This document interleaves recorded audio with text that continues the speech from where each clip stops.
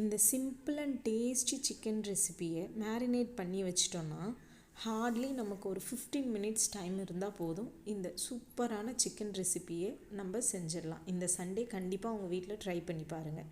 அதுக்கு ஒரு கடாயில் 2 டேபிள் ஸ்பூன் எண்ணெய் ஊற்றி அதில் 2 பெரிய வெங்காயம் ஸ்லைஸ் பண்ணி வச்சுருக்கிறத சேர்த்து நல்லா கோல்டன் ப்ரௌன் ஆகிற வரைக்கும் வறுத்து தனியாக எடுத்து வச்சுருங்க.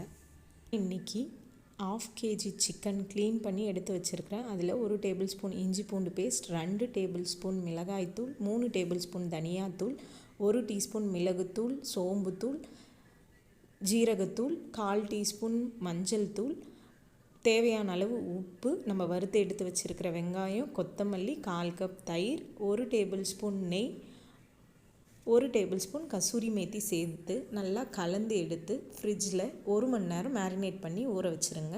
இப்போ நம்ம ஒரு கடாயில் எண்ணெய் சேர்த்து அதில் கருவேப்பிலை, நம்ம மேரினேட் பண்ணி வச்சுருக்கிற சிக்கனை சேர்த்து நல்லா கலந்து விட்டு ஒரு மூடி போட்டு ஒரு 10 to 15 மினிட்ஸ் நல்லா வேக வச்சு எடுத்துக்கோங்க.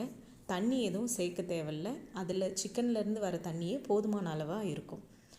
நல்லா நம்மளோட சிக்கன் சாஃப்டாக வெந்து வந்ததுக்கப்புறம் கொத்தமல்லி தழை தூவி இறக்கிடுங்க. நம்மளோட simple and tasty chicken ready.